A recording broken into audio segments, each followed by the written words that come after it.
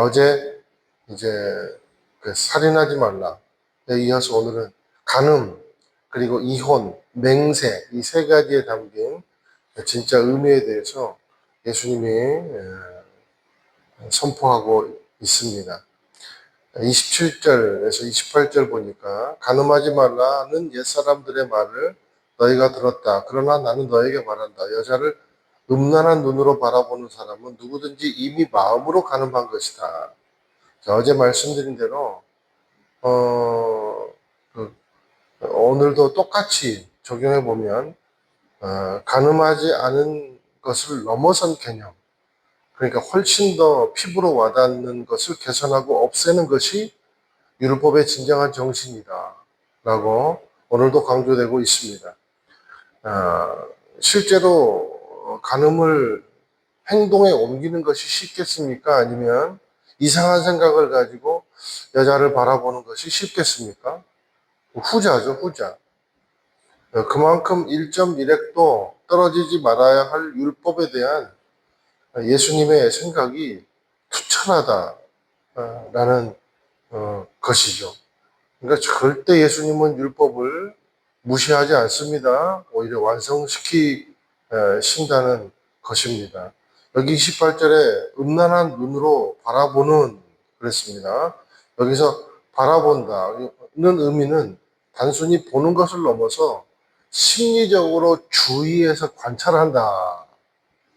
그런 말이 있습니다. 여자들이 볼 때는 징그럽죠, 그죠? 그래서 풀이하면 여자를 음욕을 채우기 위해서 자세히 보는 자는 이미 가늠한 것이다. 그런 의미입니다. 남자는요, 단순해요. 그래서 들키게 죄져요. 그나마 막을 수 있는 게 선글라스. 여자는 그런데 여자도 교묘하게 안 들키게 죄짓습니다. 여자는 그런 말 있잖아요. 엄청 스캔 기능이 빠르다.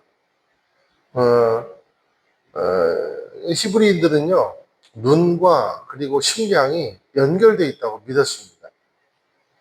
그러니까 눈이 가는 것이 마음이 가는 것이고 정욕의 출발점은 눈으로 들어와서 마음의 상상력의 나래를 칠 때 시작이 된다는 거죠. 자, 이런 자들은 그러면 어떻게 해야 된다고 예수님은 말씀하고 있으십니까? 29절, 30절 함께 한번 읽어보실게요. 시작. 내 오른쪽 눈이 너를 죄짓게 하거든 그 눈을 내버려라. 온몸이 지옥에 던져지는 것보다 몸의 한 부분을 잃는 것이 더 낫다. 내 오른손이 너를 죄짓게 하거든 그 손을 잘라 내버려라. 온몸이 지옥에 던져지는 것보다 몸의 한 부분을 잃는 것이 더 낫다. 그래서 오른쪽, 오른손. 야, 히브리인들은 오른쪽, 왼쪽을 정확하게 구분을 했거든요.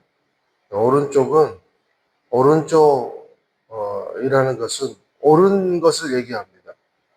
의를 행하는 부분을 이야기하는 겁니다. 그래서 예수님이 양은 오른쪽에 그리고 이리는 왼쪽에 그렇게 정확히, 그러니까 빛은 오른쪽, 어둠은 왼쪽, 그렇게 표현을 했습니다. 그러니까 오른쪽은 뭡니까? 당연히 옳은 일을 해야 되고 의를 해야 되는. 근데 그런 시야, 그런 손으로 죄 짓는다는 거예요. 근데 여기 그러면 뽑아버리라는 거예요. 그리고 손을 잘라버리라는 거예요. 매우 잔인한 말입니다. 모든 남성들은 드릴을 가지고 다녀야 된다. 세상 모든 남자들은 왼쪽 눈만 남게 될 것이다. 그런 말입니까? 그게 아니고 이 말의 진정한 의미는 이만큼 단호한 결단이 있지 않고서는 정욕을 물리치기가 힘들다는 거예요. 단호한 결단이 있어야 된다는 거예요. 골로새서 3장 5절에 보니까 그러므로 땅에 속한 지체들을 죽이십시오. 그것들은 음행과 더러운 것과 정욕과 악한 욕심과 욕망과 탐심입니다. 탐심은 우상숭배입니다. 그러니까 정욕과 욕구가 구별돼야 된다는 겁니다. 여러분, 욕구는 결코 나쁜 게 아닙니다. 욕구는 인간이라면 누구나 갖고 있는 어떤 정신세계예요. 욕구 때문에 밥 먹을 수 있습니다. 욕구 때문에 일합니다. 여러분, 욕구가 있기 때문에 기도하는 겁니다. 욕구 때문에 사역하고요. 욕구 때문에 성공할 수 있는 겁니다. 오히려 욕구가 없으면요, 그건 나태한 겁니다. 그거 없으면 안 돼요. 그런데 그것이 이 욕구가 변질이 되면 정욕이 된다는 겁니다. 어떤 종류의 것이든지. 집착이 되고 죄가 되고 병이 되고 폭력이 되고 상처가 되고 가정의 아픔을 낳고 가정이 파괴되고 가산이 탕진되는 쪽으로 변질이 된다라는 거예요. 어떤 종류든지 간에. 그것이 돈이 됐건 성이 됐건 권력이 됐건. 여러분, 돌아온 탕자가 왜 자신의 삶이 풍기박산 났습니까? 정욕 때문에 그랬어요. 왜 다윗이 압살롬 때문에 그 고생을 합니까? 정욕의 결과입니다. 왜 유다 민족이 70년 동안 바벨론 포로 생활을 하게 됩니까? 우상 숭배에 대한 정욕 때문이라는 겁니다. 결국 정욕은 지극히 이기적이고 더러운 것이고 인생을 바닥으로 가게 하는 지름길이다라는 거예요. 그래서 저와 여러분이요, 자녀들을 위해서, 다음 세대를 위해서 기도할 때요, 이 성결을 위해서, 거룩을 위해서 중보기도 해야 될 줄로 믿습니다. 31절 또 32절 함께 한번 읽어보실게요. 시작. 아내와 이혼하는 사람은 이혼 증서를 주어야 한다. 그러나 나는 너에게 말한다. 음행한 경우를 제외하고 아내와 이혼하면 그 아내를 간음하게 만드는 것이다. 또 누구든지 이혼한 여자와 결혼하는 사람도 간음하는 것이다. 자, 이 31절은요. 신명기 24장 1절에서 4절 이 그 배경입니다. 이 이혼 증서는 왜 발행을 했냐면 여자를 보호할 목적으로 그렇게 발급한 것입니다. 이 말은 남편이 자기의 정욕을 위해서 아내를 함부로 버리지 마라 라는 경고입니다.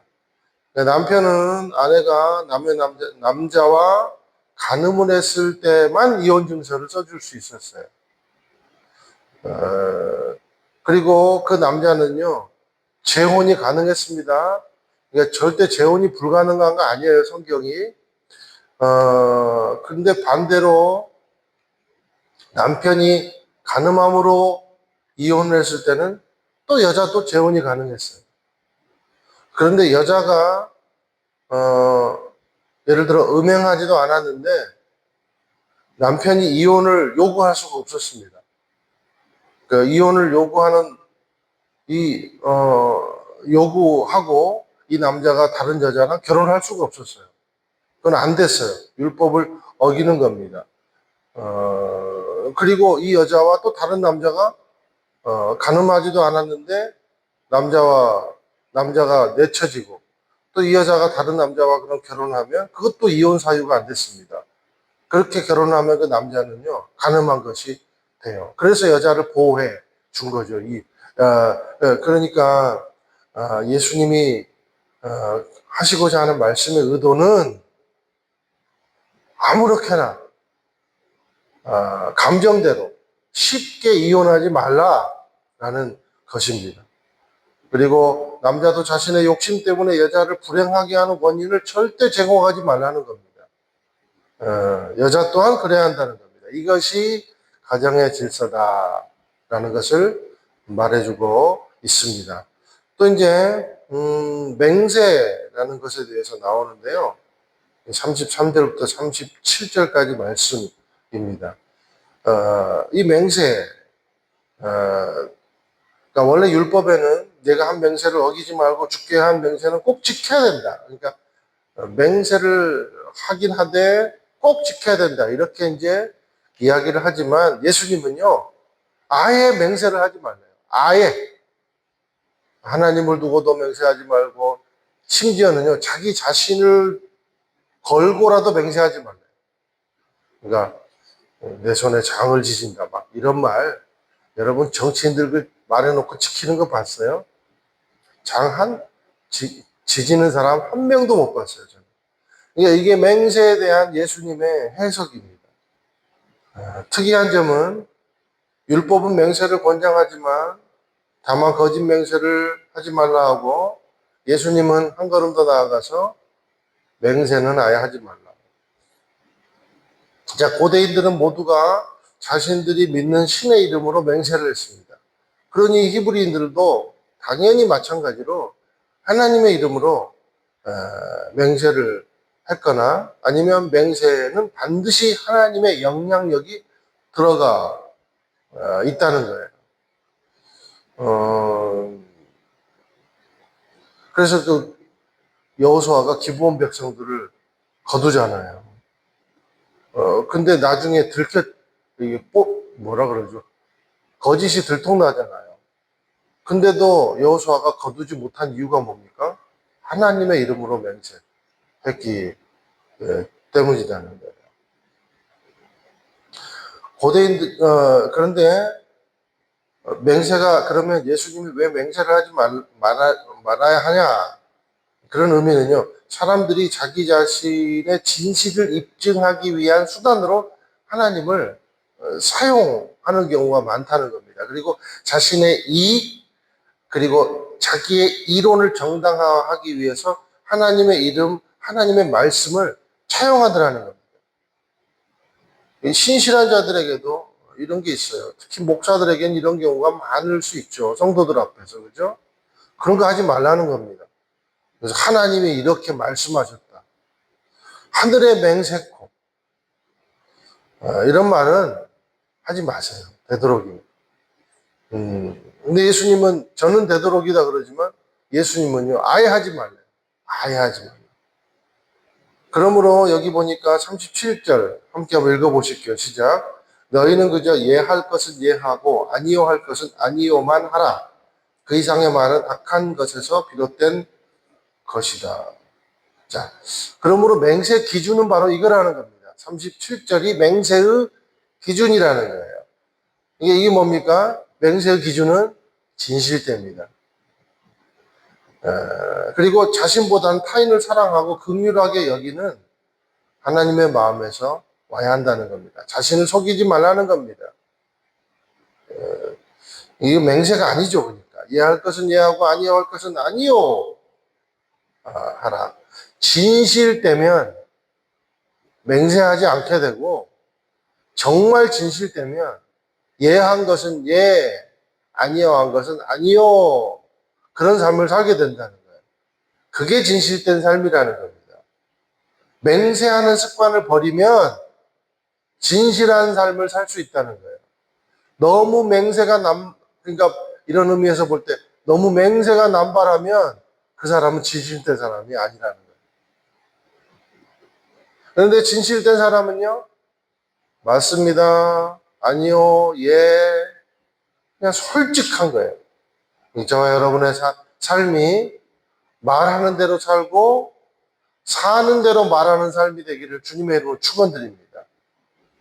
그게 제자들 소금과 빛의 삶이더라라는 거예요. 저 여러분의 삶이 하나님의 나라를 비추는 소금과 빛의 사람이 다 되시기를 주님의 이름으로 축원을 드립니다.